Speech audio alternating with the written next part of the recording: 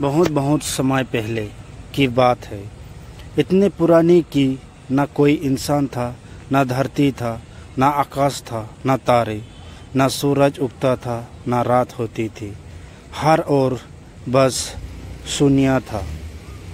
पर एक शांति थी जो सब पर भारी था। परमेश्वर, वह थे प्रकाश के सूत्र, जीवन की मूल और सत्य की राजा।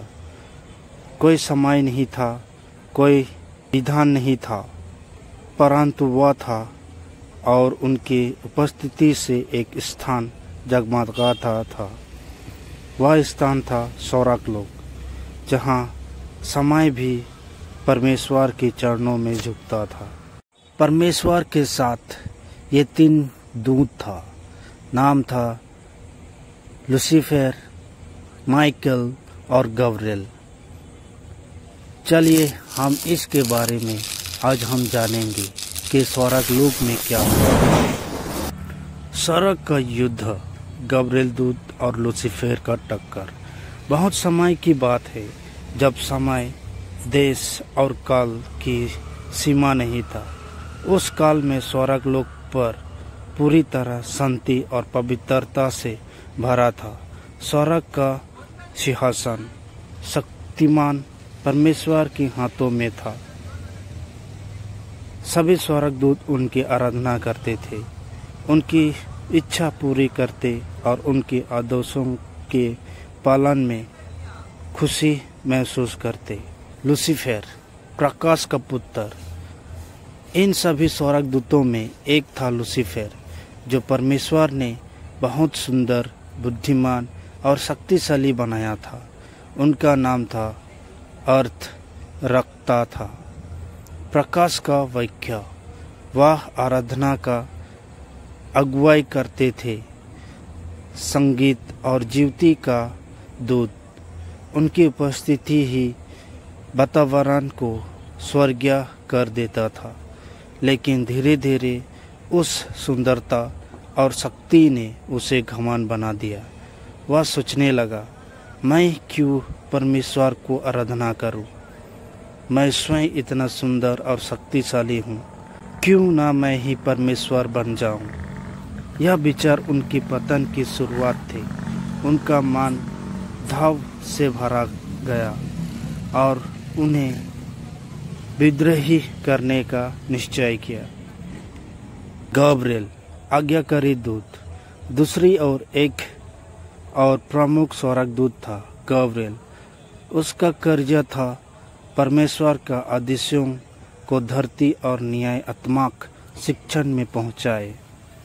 गब्रिएल ने केवल आज्ञाकारी था, बल्कि पूरे निष्ठा से परमेश्वर की सेवा करता था। जब लूसीफर ने विद्रोही किया, तब उन्होंने बहुत से अन्य स्वर्गदूत को बहकाया और अपने साथ मिलाया।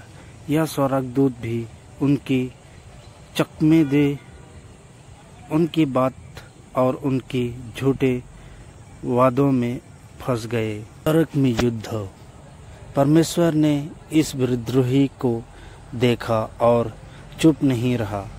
उसने महादूत माइकल को बुलाया, जो स्वर्ग का योद्धा था, और कहा, स्वर्ग को शुद्ध कर रखो।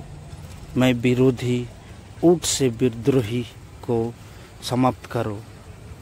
गब्रिएल भी माइकल के साथ खड़ा रहा। वह लूसीफर से कभी संतुष्टि नहीं था।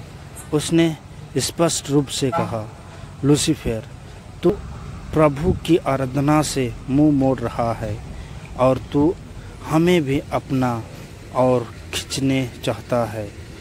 मैं परमेश्वर के साथ हूँ और उनकी आज्ञा ही मेरा शक्ति है।